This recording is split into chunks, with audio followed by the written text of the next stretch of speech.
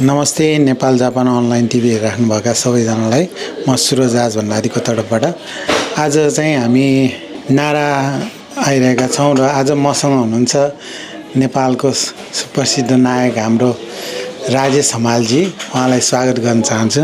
राजेश हमालजी, स्वागत छ तपाईँलाई जापानमा। Welcome to Japan. Thank you. नमस्ते। यसपालि तपाईँ त यो फोर्थ टाइम भनेको सुनेको थिएँ मैले। हजुर, यो पटक पनि जापान आउनुहुँदाखेरि चाहिँ कस्तो फिल भइरहेछ अहिले जापानमा? अब जापान आउनु थालेको त धेरै वर्ष भयो नि। पहिलोचोटि म 2003 मा आएको फर्स्ट टाइम, अनि 2003 बाट 2011 सम्म म अलमोस्ट एभ्री इयर आएँ। मेरो एउटा फ्यामिली साथी छ चिबामा, माकुहारीमा, अनि उहाँहरूलाई भेट्न आउँथेँ। खासै कार्यक्रमको लागि चाहिँ होइन, उहाँहरूलाई भेट्न आउँथेँ, एउटा निजी भ्रमणमा आउँथेँ। अनि 2003 बाट 2011 एभ्री इयर आएँ। अनि 2011 मा म आएको बेलामा यहाँ सुनामी गयो, ठुलो भूकम्प गयो होइन।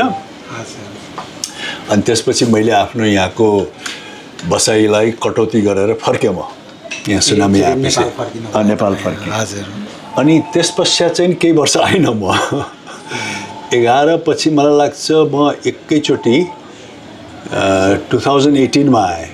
फुकुओकामा एउटा कार्यक्रम थियो, त्यसपछि सिजोकामा हाम्रो नरेश महर्जनजीलाई भेट्न आएँ म। अनि त्यसपछि हामीले त्यहाँ केही कार्यक्रम पनि गऱ्यौँ, केही स्पिच पनि गऱ्यौँ, एउटा जापानिज त्यहाँको स्थानीय टेलिभिजनमा केही इन्टरभ्यू पनि गऱ्यौँ। अनि 2018 पछि फेरि अहिले आउँदैछु म। बिचमा कोभिडको ताका पनि आइन। कोभिड पश्चात अब अहिले म आउँदैछु। अहिले पनि फेरि संयोगवश हाम्रो नरेश महर्जनजी जो सिजोकामा बस्नुहुन्छ, उहाँले चाहिँ नि अब अहिले नेपाल जापानको चाहिँ नि सम्बन्धको 70 वर्ष पुगेको छ, कूटनीतिज्ञ सम्बन्ध। अनि त्यो 70 वर्षको उपलक्ष्यमा उहाँले एउटा गीत लेख्नु भएको छ, नेपाल र जापानको चाहिँ नि मित्रताको बारेमा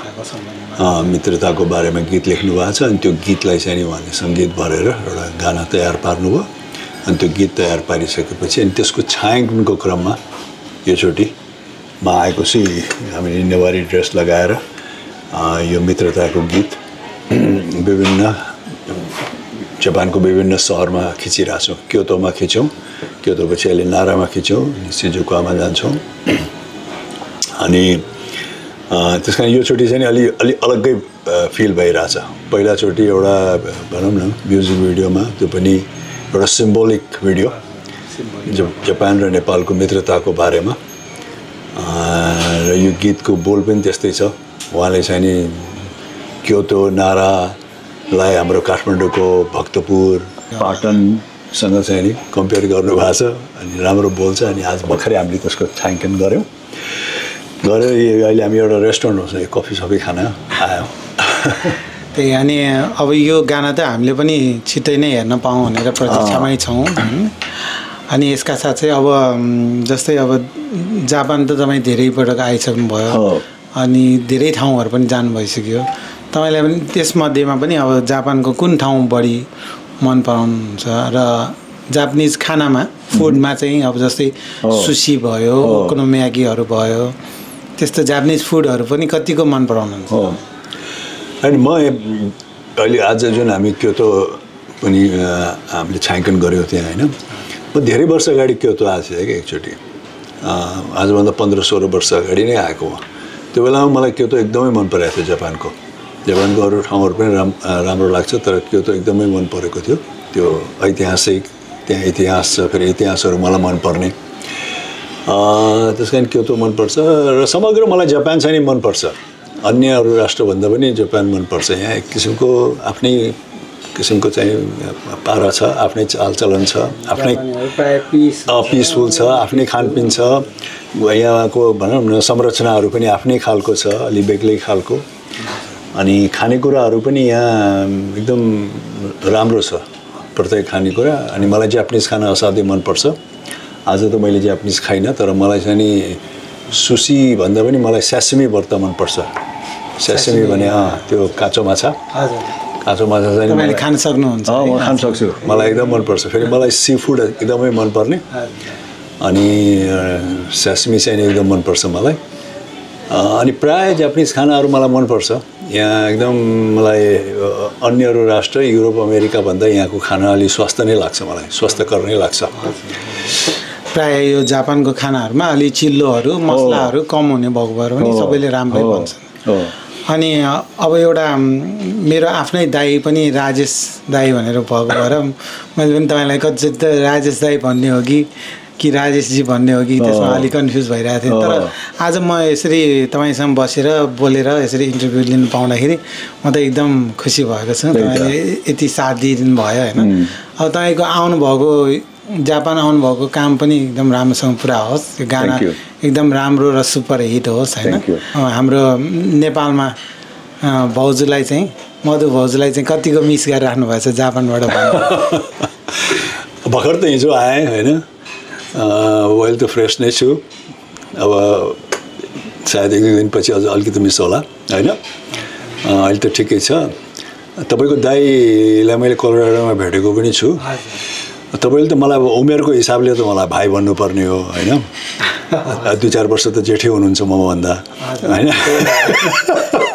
त जहिले पनि 21 वर्षको हुनुहुन्छ 21 वर्ष भाइ भन्नुपर्ने हो तर खुसी लाग्यो मलाई एकचोटि जापानमा आएर तपाईँसँग भेटघाट गरेर होइन हामी आज दिनभरि समय बितायौँ तपाईँलाई धन्यवाद अनि फेरि अब जापानवासीहरूलाई तपाईँले पनि अघि इन्ट्रेस्ट देखाइरहनु भएको थियो मैले जुन मेरो अहिले पुस्तक निक्लेको छ युगदेखि युगसम्म अब यो जापानमा पनि नेपाली दाजुभाइ दिदीबहिनीहरूलाई चाँडै नै उपलब्ध गराउँछौँ मेरो पहिलो पुस्तक र यो पुस्तकको बारेमा मलाई अरू नेपालीहरूले पनि धेरै नै कहिले हामीले पनि पढ्न पाउँछ राजेशजीको पुस्तक त नेपालमा त लन्च भइसक्यो तर हामी यहाँ पाउँदै यो हामी लिन पाउँछ कि पाउँदैन भनेर धेरैले सोधिरहेको थियो त्यही भएको भएर मैले तपाईँलाई पनि अघि सोधिहालेको अब जे होस् छिटै नै हामीले यहाँ जापानमा पनि पढ्न पाउने भयो तपाईँको हो हजुर किनकि मलाई पनि त्यो सोसियल मिडियामा धेरै मेसेजहरू पठाइरहनु भएको थियो अनि तपाईँकै च्यानल मार्फत म भनिदिन चाहन्छु कि